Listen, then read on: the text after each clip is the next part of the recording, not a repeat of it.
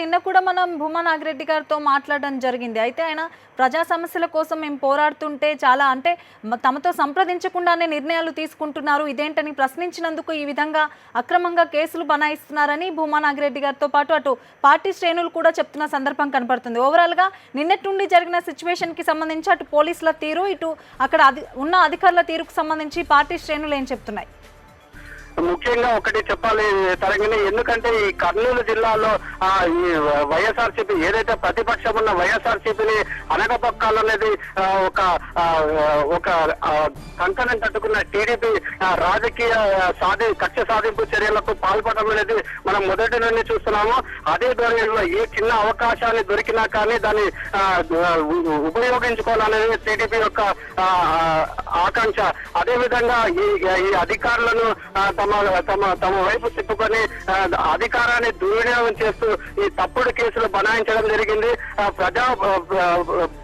ప్రజాస్వామ్యంలో ఒక రూల్ పద్ధతి ప్రకారంగా ఏదైతే ఈ సమావేశంలో జరిగిన కౌన్సిల్ సమావేశంలో చేసే తీర్మానాలను సక్రమంగా ఉండాలని అందరు కౌన్సిలర్తో చర్చించిన తర్వాత నిర్ణయాలు తీసుకోవాలని భూమా నాగిరెడ్డి చెప్పడం వల్లనే కేవలం అది ఒక్కటే ఒక కారణం చేతనే ఆయనపై తప్పుడు కేసులు బనాయించారు.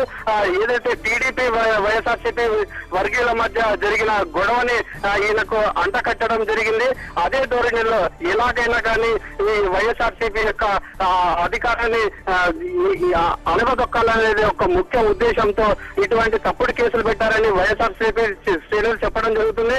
అంతేకాకుండా మొదటి నుండి భూమా నాగిరెడ్డి గారు ఒక్కటే చెప్తున్నారు, ఎందుకంటే ప్రజల శ్రేయస్సు కోసం, ప్రజల యొక్క ఈ పట్టణ అభివృద్ధి కోసం తాను ఏమి చేయడానికైనా సిద్ధమే అని మొదటి నుండి చెప్పుకుంటున్న విషయమే. ఏదైతే ప్రజల కోసం చేసే తీర్మానాలు అనేది కరెక్ట్ గా ఉండాలి, వాళ్ళకు ఉపయోగపడే విధంగా ఉండాలి. దానికి సంబంధించినంత వరకు కౌన్సిల్ చర్చ జరగాలనేది మొదటి నుండి చెప్తున్న విషయం.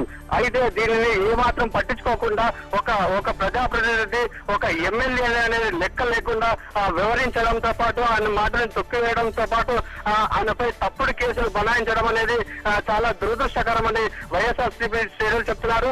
అదే విధంగా ఇక్కడ మనం చూసుకున్నట్లయితే నంద్యాల పట్టణంలో భూమా నాగిరెడ్డి పోలీసుల సమక్షంలో లొంగిపోతున్నారనే విషయం తెలంగాణ పెద్ద సంఖ్యలో అభిమానులు చేరుకున్నారు. వారితో పాటు వైఎస్ఆర్సీపీ సైనికులు, నాయకులు కూడా మేమున్నాము నీకు మద్దతుగాని చెప్పడం జరిగింది.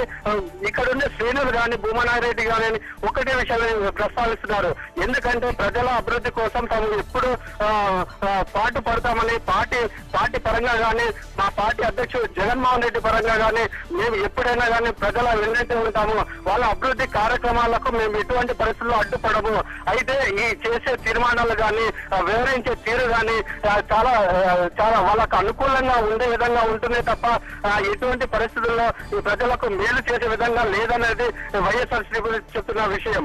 ప్రస్తుతం అయితే ఈ చట్టాన్ని గౌరవించి ఏదైతే తమపై పెట్టిన కేసులు అయినా కానీ చట్టాన్ని గౌరవించి పోలీసుల సమక్షంలో లొంగిపోవడం జరిగింది. మరి కొద్దిసేపట్లో మీడియాతో మాట్లాడే అవకాశం ఉంది Tarangini. Okay, thank you Lokesh.